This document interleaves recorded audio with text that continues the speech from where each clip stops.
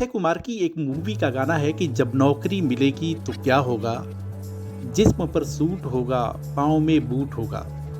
ये सपना आज़ाद भारत के समय से भारत का हर युवा देखता आया है और इसके लिए उसकी पहली चॉइस सरकारी नौकरी ही रही है।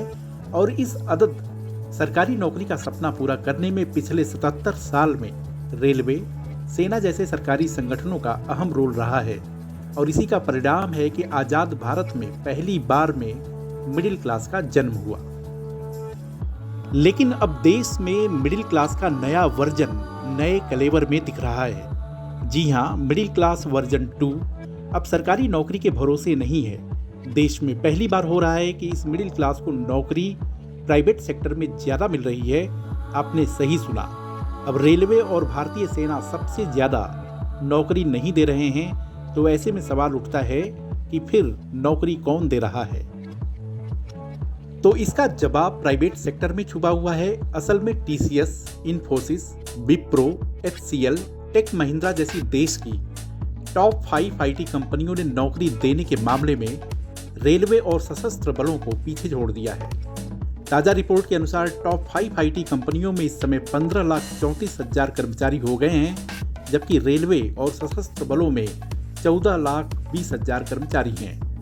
अब ऐसा ही ट्रेंड बैंकों में भी दिख रहा है, यानी सरकारी बैंकों की तुलना में निजी बैंक ज़्यादा नौकरी दे रहे हैं। इस समय देश के बैंकों में कुल 18,72,000 कर्मचारी काम कर रहे हैं। इनमें से प्राइवेट बैंकों में 8,74,000 और सरकारी बैंकों में 7,46,000 कर्मचारी रह गए हैं। आइए सबसे पहले जानते हैं कि कैसे सरकारी नौकरियां घट रही हैं। रिपोर्ट के मुताबिक साल 1990-91 में रेलवे में 16,50,000 नियमित कर्मचारी थे, जो 2023-24 में घटकर 12,50,000 हो गई। वहीं पीएसयू में साल 1990-91 में जहां 22,20,000 लोग काम करते थे, वो 2023-24 तक गिरकर 8 लाख पर आ गई। इस गिरावट को उदारीकरण के दौर के असर के रूप में देखा जा सकता है, क्योंकि उदारीकरण के पहले साल 1995 तक सरकारी नौकरियों में कुल 1,94,00,000 लोग काम कर रहे थे। लेकिन 1991 में जब भारत की अर्थव्यवस्था खुली, प्राइवेटाइजेशन और ग्लोबलाइजेशन बढ़ा, तो धीरे धीरे सरकारी नौकरियों की संख्या घटने लगी।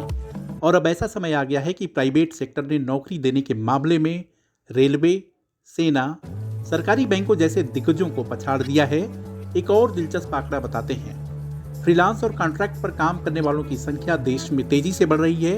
इंडिया इकोनॉमिक इम्पैक्ट रिपोर्ट के अनुसार उबर से इस समय 10 लाख से ज़्यादा ड्राइवर जुड़े हैं।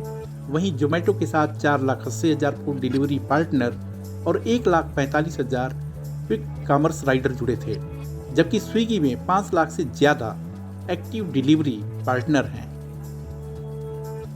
जाहिर है कि नौकरियों की पहचान बदल रही है और सरकार का जैसा रुख है, आने वाले समय में यह ट्रेंड रिवर्स नहीं होने वाला है।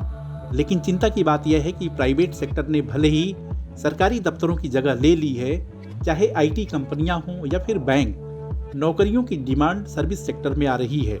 और अगर हमें विकसित इकोनॉमी बनना है तो मैन्युफैक्चरिंग सेक्टर में नौकरियों के अवसर बढ़ाने होंगे। लेकिन यही मौजूदा दौर का जॉब क्राइसिस है, जिसे मोदी सरकार अब तक सुलझा नहीं पाई है। वीडियो को लाइक, शेयर और सब्सक्राइब करें और हाँ, कमेंट भी जरूर करें। देखते रहिए इंडिया अड्डा।